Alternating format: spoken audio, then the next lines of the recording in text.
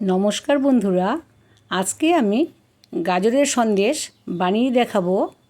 খুবই কম সময়ের মধ্যে বানিয়ে নিতে পারবেন আর খেতে কিন্তু খুবই ভালো লাগবে। তাহলে চলুন রেসিপিটা আপনাদের সাথে শেয়ার করি।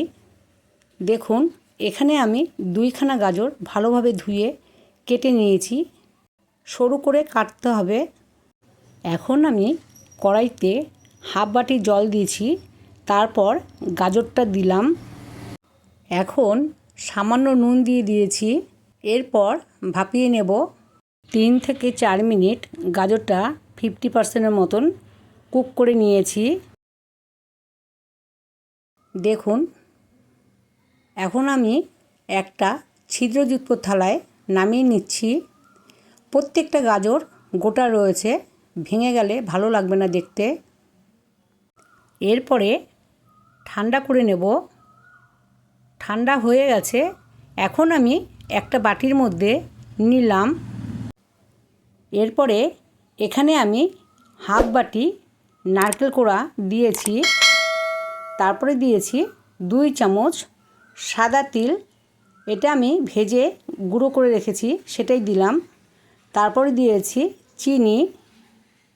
এরপর দিলাম গুঁড়ো দুধ 2 চামচ। সবার শেষে অল্প অল্প করে লিকুইড দুধ দিচ্ছি। তারপর ভালোভাবে মিশিয়ে নিচ্ছি। এর মধ্যে আর একটা উপকরণ দেব। তার জন্য সামান্য দুধ রেখে দেব। এটা ভালোভাবে মিশিয়ে নিয়েছি।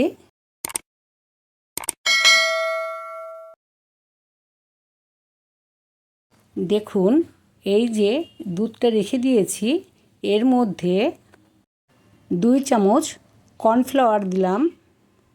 এরপর ভালোভাবে মিশিয়ে নেব। এখন আমি মিশিয়ে নেওয়ার পর গাজরের মধ্যে দিয়ে দিলাম। দেখুন, ভালোভাবে মিশিয়ে নিয়েছি।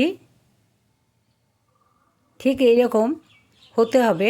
এরপর একটা থালার মধ্যে তেল ব্রাশ করে রেখেছিলাম, তার মধ্যেই গাজরটা দিয়ে দিলাম। এখন ভাপিয়ে নেব। খুবই কম সময়ের মধ্যে বানিয়ে নিতে পারবেন আর খেতে কিন্তু খুবই ভালো লাগবে। এখন আমি কড়াইতে জল দিয়ে তার মধ্যে একটা কাগজ দিয়ে দিয়েছি।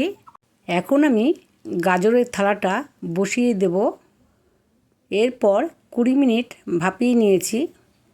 20 মিনিট পর আপনাদের দেখিয়ে দিলাম। কাঠিতে একটুকু লাগেনি, তার মানে হয়ে গেছে। এখন ঠান্ডা করে পিস করে সন্দেশটা কেটে নিচ্ছি। এইভাবে একবার হলেও বানাবেন, দেখবেন বাচ্চারা নিমেষে প্লেট ফাঁকা করে দেবে। খেতে কিন্তু খুবই ভালো লাগে। আমি প্লেটে সাজিয়ে নিয়েছি। এখন আমি ভেঙে দেখাবো। দেখুন, দেখতে কিন্তু ভালোই লেগেছে আমার, আর খেতে কিন্তু তার থেকেও বেশি ভালো লেগেছে। যদি আমার এই ভিডিও আপনাদের ভালো লাগে তাহলে বলবো প্লিজ একটা লাইক এবং সাবস্ক্রাইব করতে ভুলবেন না। আজ এই অবধি বন্ধুরা, ভিডিওটি শেষ অবধি দেখার জন্য অজস্র ধন্যবাদ।